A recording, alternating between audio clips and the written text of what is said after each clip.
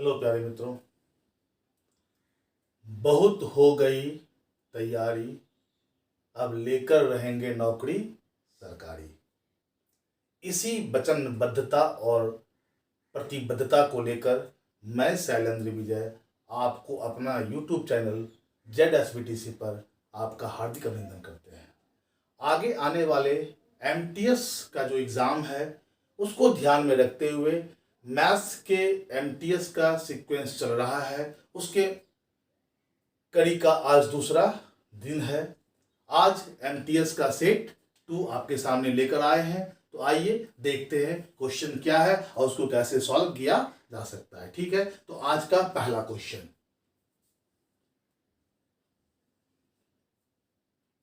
कह रहा है दूध की कीमत 20% बढ़ गई, व्यय को उतना ही रखने के लिए वर्तमान उपभोग में कितनी कमी करनी होगी। देखो, ध्यान से सुनना, ये प्राइस और ये क्वांटिटी,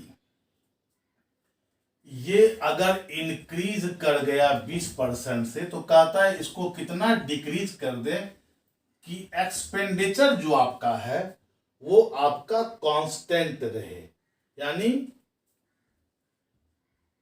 नियत रहे। क्लियर?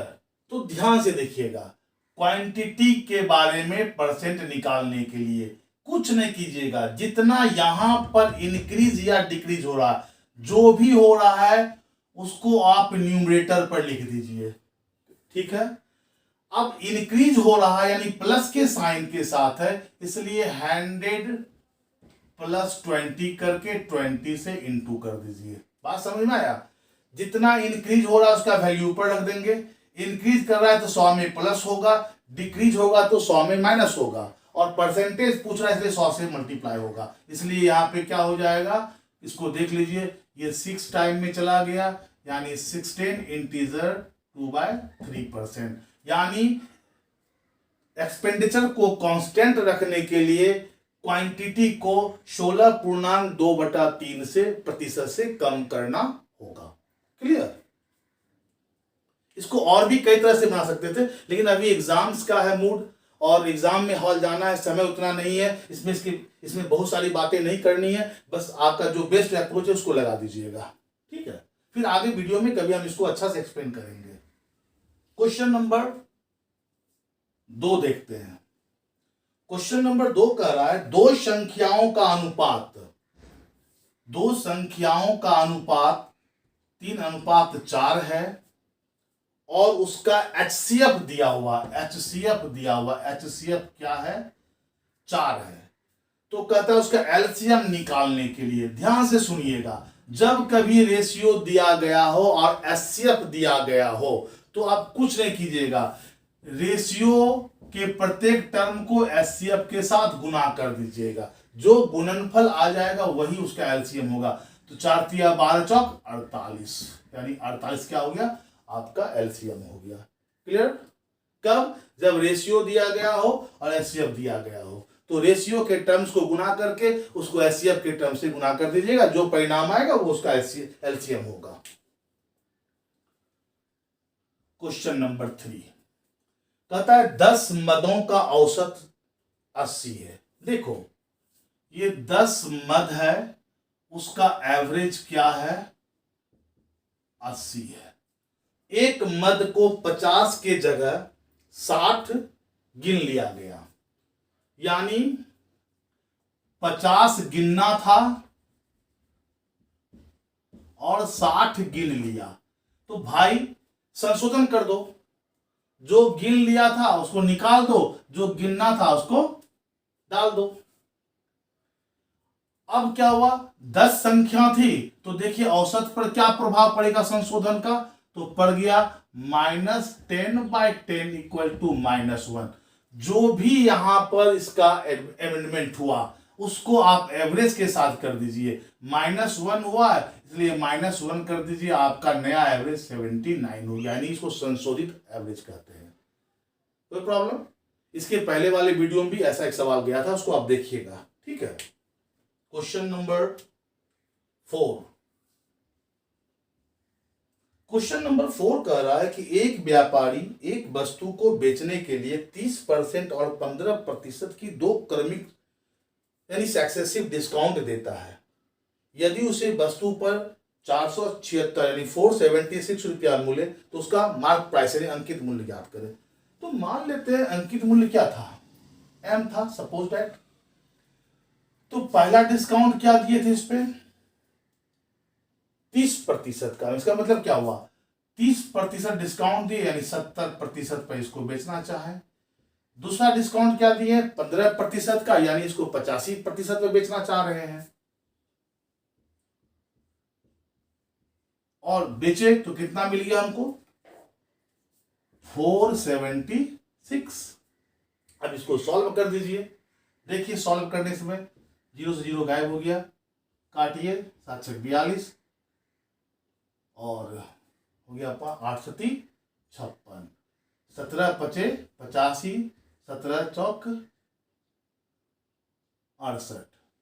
ठीक है, अब देखिए 5 दूनी 10, एम का मान क्या हुआ 200 गुना 4,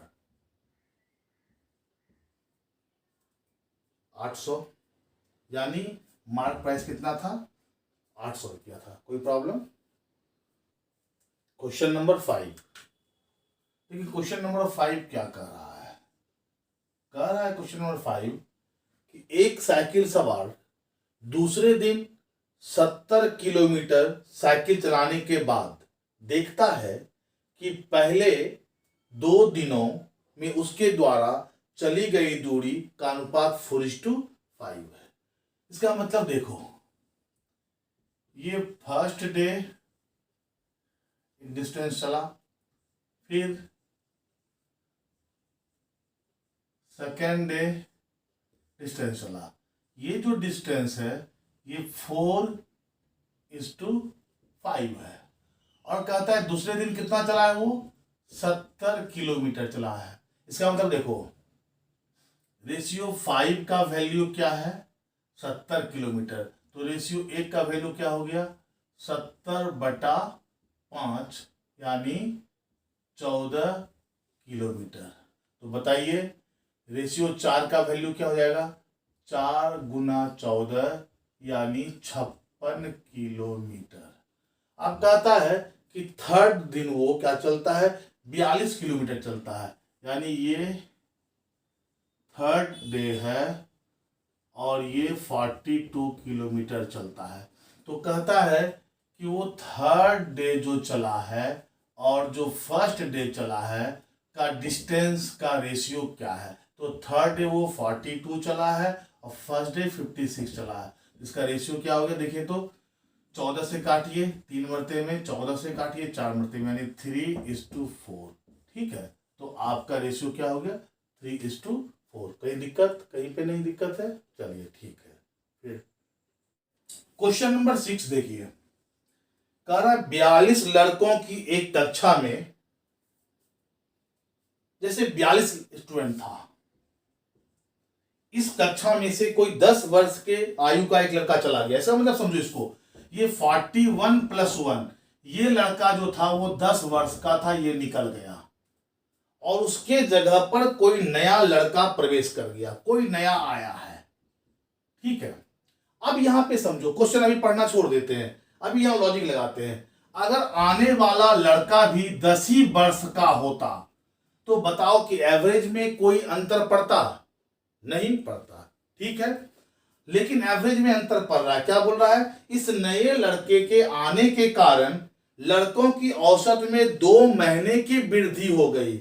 इसका मतलब ये जो लड़का है, ये जो लड़का है ये इस लड़का से अधिक उम्र का है, तो 2 वर्ष क्या कर 2 माह का औसत में वृद्धि हुआ है। तो बताओ इस 42 लड़का का औसत क्या होगा, 2 से बढ़ गया होगा। इसका मतलब क्या हुआ 42 × 2 यानी 84 माह बढ़ गया। 84 माह को बना दो साल, तो कितना हो गया 7 वर्ष, यानी आने वाले जो बच्चे होंगे वो जाने वाले से 7 साल बड़ा होगा। तो इसमें 7 साल जोड़ दीजिए और जोड़ने के बाद बोल दीजिए कि ये 17 वर्ष का था, यानी जाने वाला बच्चा 10 वर्ष का था और आने वाला बच्चा क्या था, 17 वर्ष का था। इसी कारण से 2-2 माह की औसत में वृद्धि हो गई। क्लियर। क्वेश्चन नंबर 7 देखिए, कहता है एक राशि किसी दर पर साधारण ब्याज पर 2 वर्ष के लिए उधार दी गई। कोई एक प्रिंसिपल था जिसको सिंपल रेट पर दिया गया। कितना पे? 2 साल के लिए। कहता है कि यदि उसे 3% अधिक दर पर उधार दिया होता, यानी जो रेट ऑफ इंटरेस्ट यहां था उससे 3% अधिक और हो जाता, तो उसको 300 रुपया अधिक मिलता। तो बताओ, यही 3% ना 300 रुपया को बढ़वा रहा है, तो ये 3% कितना समय तक मिलता? 2 वर्ष तक मिलता। तो इसको मल्टीप्लाई कर दीजिए, क्या हो गया ये? 6%। यानी आपके जो इंटरेस्ट होंगे उस इंटरेस्ट में या 3% 2 वर्ष में 6% की वृद्धि करेगा। और ये 6% का अमाउंट वैल्यू दिया हुआ है कितना? 300 रुपया। तो प्रिंसिपल वैल्यू क्या होता है? 100% होता है। तो 100% निकालने कह रहा है, तो आप निकाल दीजिए डायरेक्ट।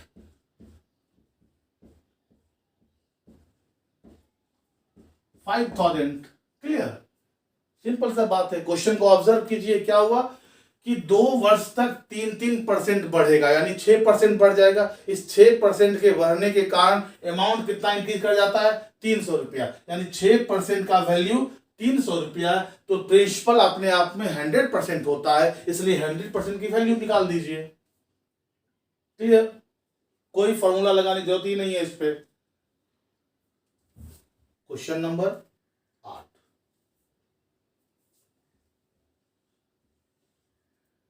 देखिए क्या कह रहा है। एक घनाकार कमरे में रखी जा सकने वाली सबसे बड़ी छड़ की लंबाई 35√3 मीटर है। इसको आप समझिए।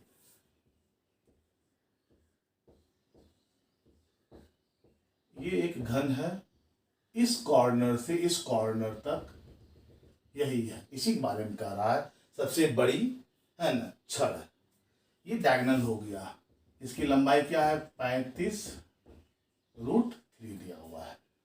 अब कह रहा है, ध्यान से सुनिएगा,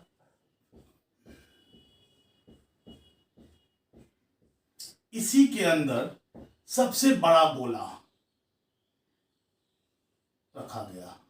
ठीक है, तो कहता इस गोले का सरफेस एरिया क्या होगा। तो अब देखिए, ये गोला ये वाला सरफेस से यहां सटा है, इस वाले सरफेस से यहां सटा है, इस वाले सरफेस से यहां सटा हुआ, इस वाले सरफेस से यहां सटा है। इसका मतलब क्या हुआ कि डायमीटर ऑफ यानी व्यास किसका? गोला का बराबर क्या होगा? घन की भुजा होगी। हो गया। तो अब घन की भुजा यहां से निकलेगा। तो अब देखिएगा घन का भुजा कैसे निकलेगा। कुछ नहीं कीजिएगा, आप घन का भुजा निकालने के लिए आप जान रहे हैं कि diameter of cube equal to √3 into भुजा होता है। इसलिए भुजा बराबर क्या हो जाएगा? Diameter by √3। तो डायमीटर है 35√3 बाय √3 इक्वल टू 35, जो यूनिट है रख दीजिएगा सेंटीमीटर। अब बताइए कि व्यास क्या हो गया आपका? 35। तो रेडियस क्या हो जाएगा? 35/2 17.5। क्लियर। अब कहता है सरफेस एरिया, यानी इसका पृष्ठ क्षेत्रफल। तो क्या होता है? 4πr²। 4πr²। तो अब देखिए 4πr²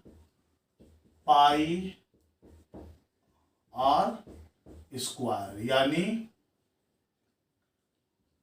88/7, 17 गुना 5 और 17 गुना 5। यहां से काटिए, 7 दूनी 14, 7 5 35, यानी 88 गुना 2.5 इंटू 17 इंटू 5, ठीक है, इसको आप गुना कर लीजिएगा, जो आपका आएगा वही आपका क्या हो जाएगा, सरफेस एरिया ऑफ स्फेयर, यानी अंदर जो गोला उसके अंदर है उसका सरफेस एरिया होगा। ठीक है, कोई दिक्कत? चलिए क्वेश्चन नंबर 9। ठीक है, क्वेश्चन नंबर 9 क्या कह रहा है, ध्यान से सुनेंगे। कह रहा है किसी वृत्त का व्यास 8% बढ़ा दिया जाए तो क्षेत्रफल में कितने प्रतिशत की वृद्धि होगी। कुछ नहीं कीजिएगा, इंक्रीज्ड एरिया परसेंट बराबर क्या हो जाएगा, 2r plus r square by 100, 2 into 8 square by 100, 16.64%। Clear? जब भी किसी सर्कल का डायमीटर या रेडियस को इंक्रीज किया जाएगा r% से, तो उसके एरिया में 2r plus r square by 100% से इंक्रीज होगा। अगर डिक्रीज किया जाएगा तो 2r minus r square by 100 से डिक्रीज होगा। क्लियर? तो ये अपने अप्रोच लगा दीजिए आराम से। चलिए, कह रहा है क्या कि एक कोई सर्टेन दूरी है, उसको 60 km पर h के चाल से चल करके 210 मिनट में तय कर लेता है, यानी 7/2 आवर्स में तय करता है।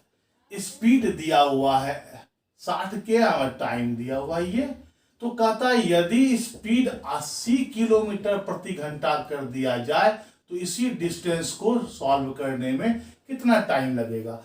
कुछ नहीं करना है, ये अगर ये स्पीड 2 और ये टाइम 2, तो time 2 equal to speed 1 into time 1 by speed 2 कर दीजिए। अब देखिए तो क्या है, स्पीड 1 आपका 60, 7/2 बाय 80, इसका मतलब क्या हो गया, ये हो गया 3, ये हो गया 4, तो ये हो गया 21/8, यानी 2 इंटीजर 5/8 क्या आवर्स, और आपका ऑप्शंस है ये 3 पर। कोई दिक्कत? इस 10 क्वेश्चन को घर पर जाकर फिर बनाइएगा। ठीक है, हम बार बार ये कह रहे हैं कि क्वेश्चन बाहर नहीं जाएगा। ठीक है, काज धीरे होत है काहे होत अधीर, समय पड़े तरुबर खिले केतक सींचे नीर। हम भी चाहते तो 2-2 घंटे का लगा सकते थे, 27 साल का अनुभव है, तबीयत खराब है लेकिन हम आपके लिए प्रयास कर रहे हैं। ठीक है, तो हम कंटेंट्स उतना ही देंगे जितना आप संभाल पाइए और एग्जाम्स में जाकर बना के आ जाइए। ठीक है, भीड़ लगाना नहीं है, आपको कॉम्प्लेक्स करना नहीं है, बस आपको एक ऐसे अनुभव के रास्ते ले जाना है ताकि आप एग्जाम हॉल में जाइए और मजे से रिजल्ट लेकर घर आ जाइए। ठीक है, मिलते हैं फिर अगले क्लास में। Okay, bye.